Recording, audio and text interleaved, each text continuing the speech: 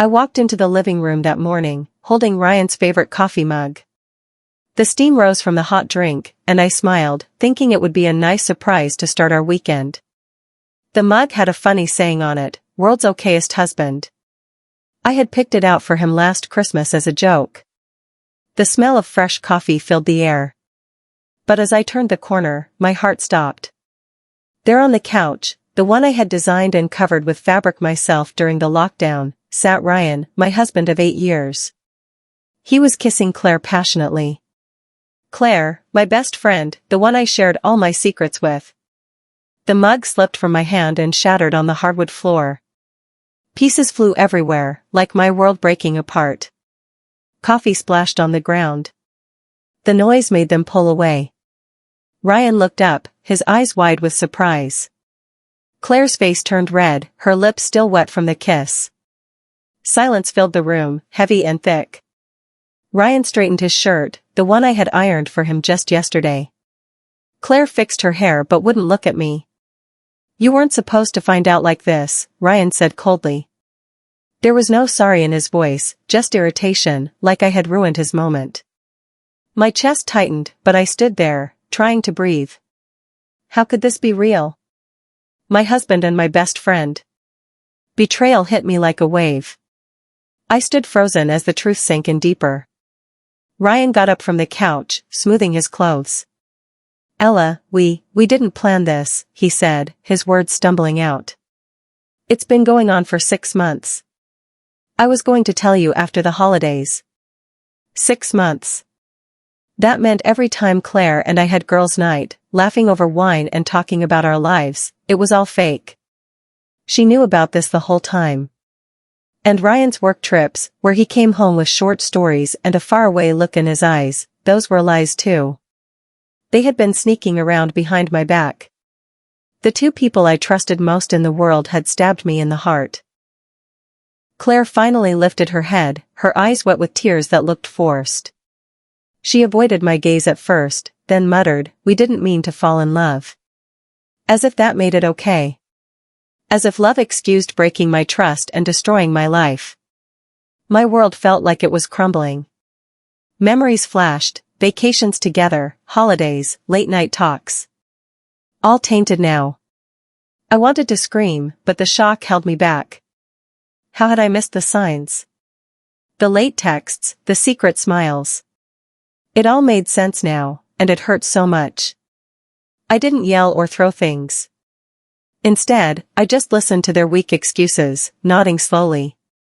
The pain twisted inside me, but on the outside, I stayed calm.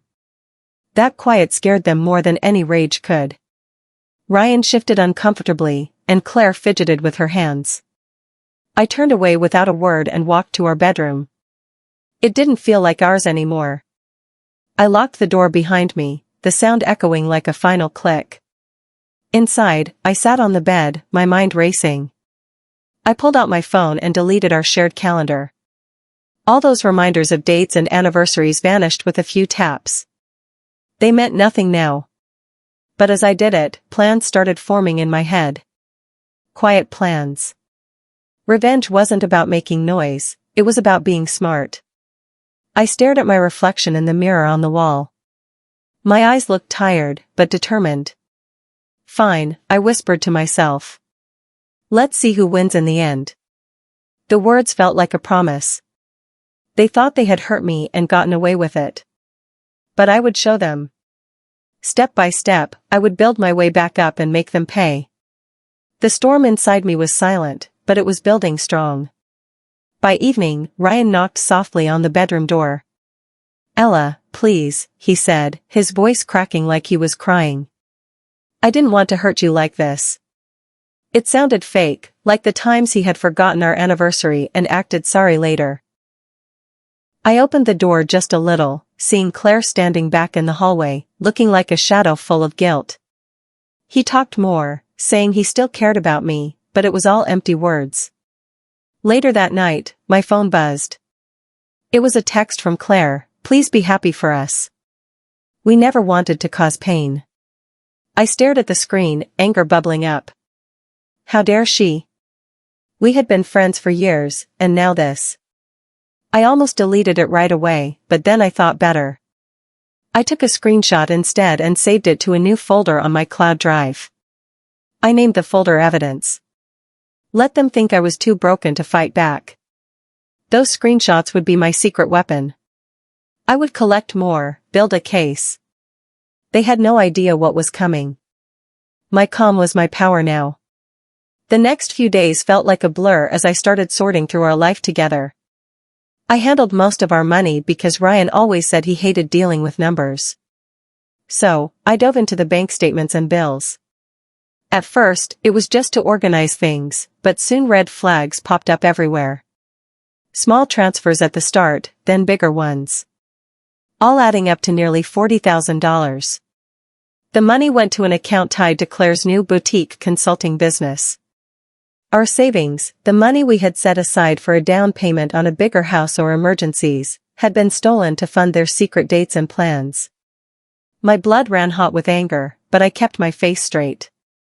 No tears, no outbursts. I picked up my phone and searched for a good divorce lawyer.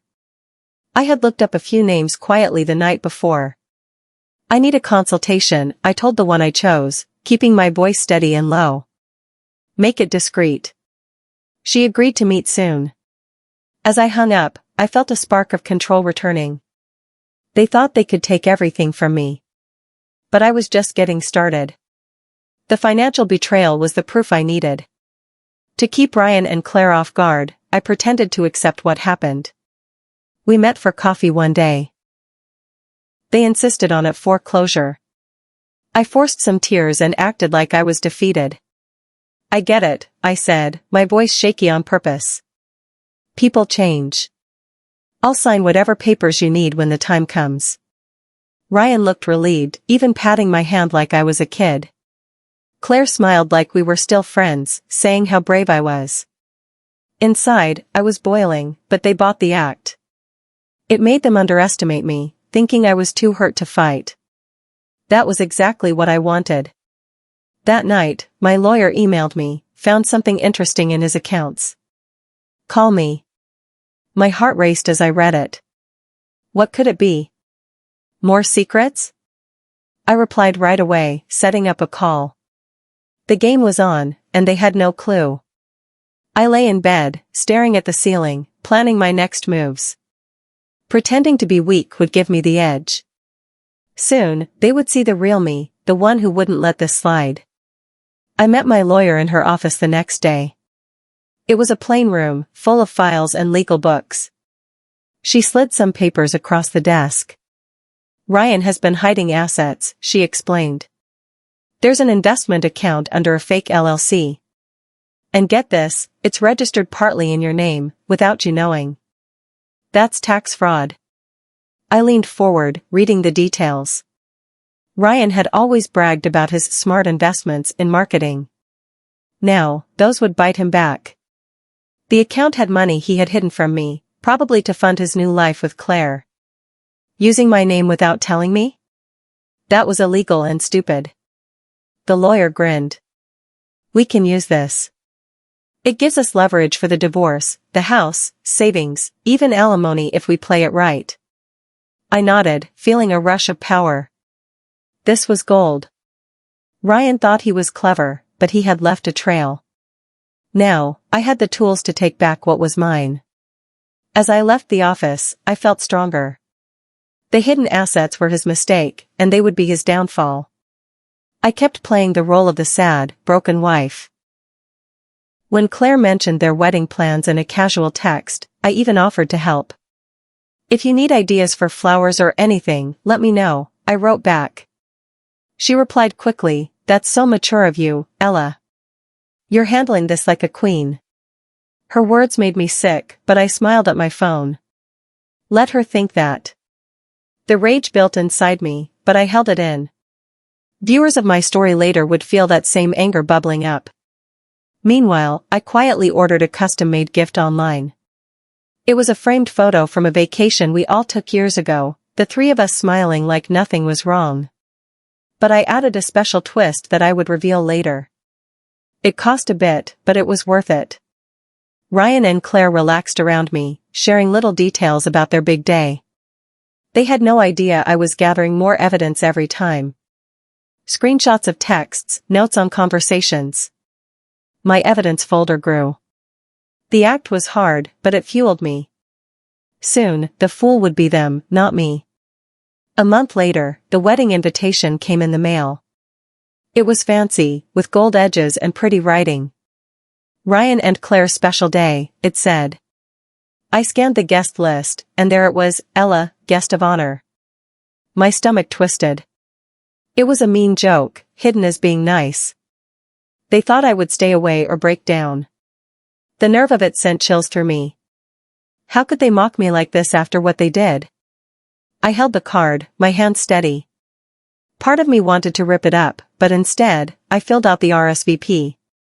Yes, I checked, and mailed it back. Let them wonder why I was coming. It would make them uneasy. As I dropped it in the mailbox, I imagined their faces when they saw my response. Claire probably thought she had won my best friend spot. Ryan might think I was over it. But this invitation was their mistake. It gave me the perfect stage for my plan. The audacity fueled my fire.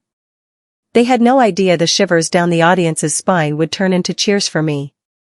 I met my lawyer again to go over the secret plan. We sat in her office, papers spread out. Based on your bigger money put into the property and the fraud proof, she said, we can transfer full ownership to you. I signed the documents right there. It felt good to put my name on something solid. The house we shared, the one where their affair started, would be mine alone. The transfer went through digitally, quiet and fast. It finalized just one day before their wedding. Ryan wouldn't know until it was too late. My heart pounded as I left. This was real now. No turning back. I drove home, thinking about how they had used my home for their lies. Now, I would take it back. The lawyer had everything ready for the big reveal. Evidence of the hidden accounts, the tax issues, it all tied together. I felt like a detective in my own life story. The secret plan was set. Tomorrow, the countdown would end for them. Ryan and Claire posted happy selfies on social media every day. 7 days till forever, one said, with hearts and smiles. Friends commented congratulations, not knowing the truth. I posted nothing. Instead, I worked late nights at my graphic design job, tying up loose ends. My quiet ways hid the real work, calls with my attorney, meetings with a private investigator who found more dirt on Ryan's shady money moves. Everything coordinated perfectly. The investigator sent reports on the fake LLC and more transfers. My lawyer double-checked the asset freeze. I felt like a general planning a battle. Then, a sealed envelope arrived in the mail, confidential, for wedding day.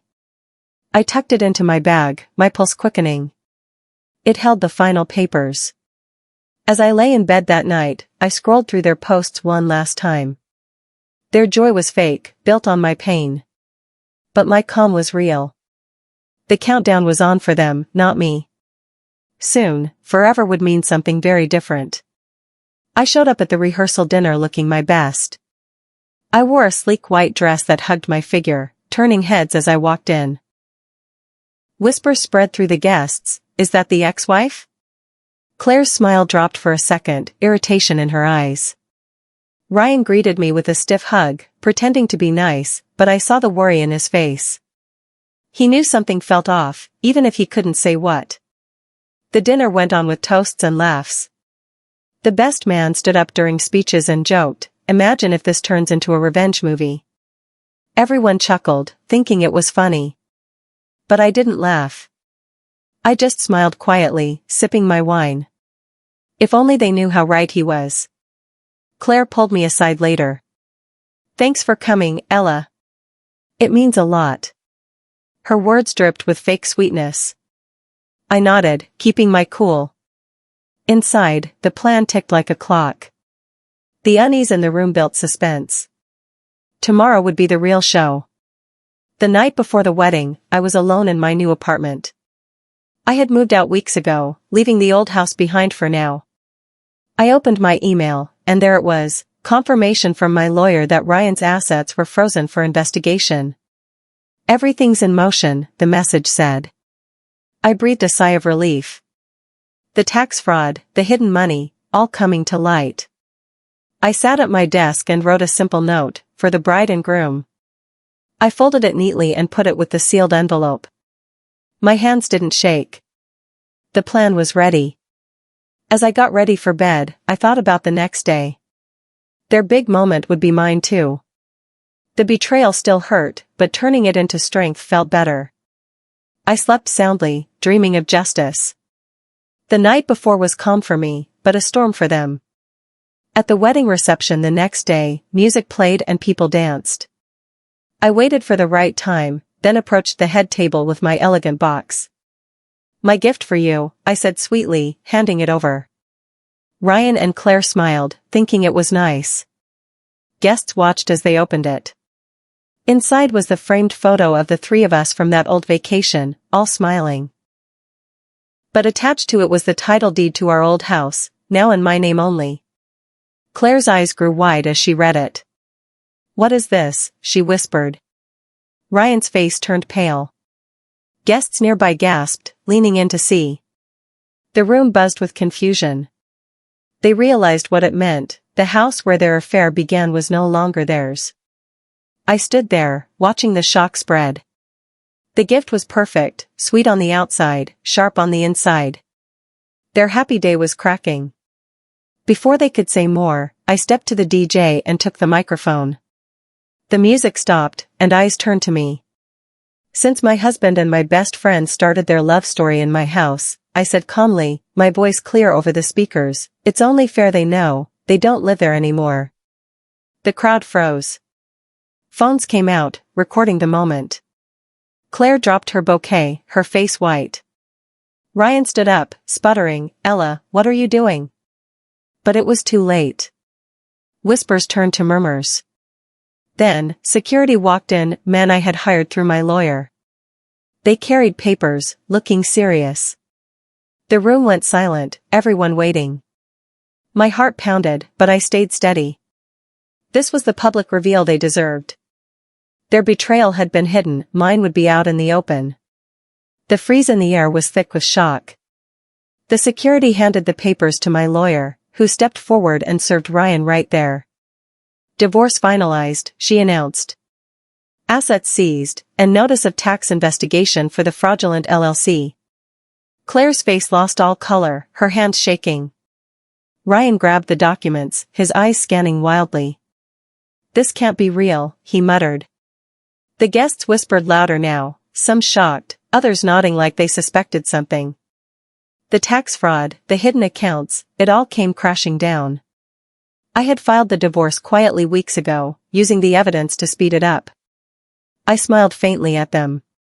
Congratulations on losing everything. The words hung in the air.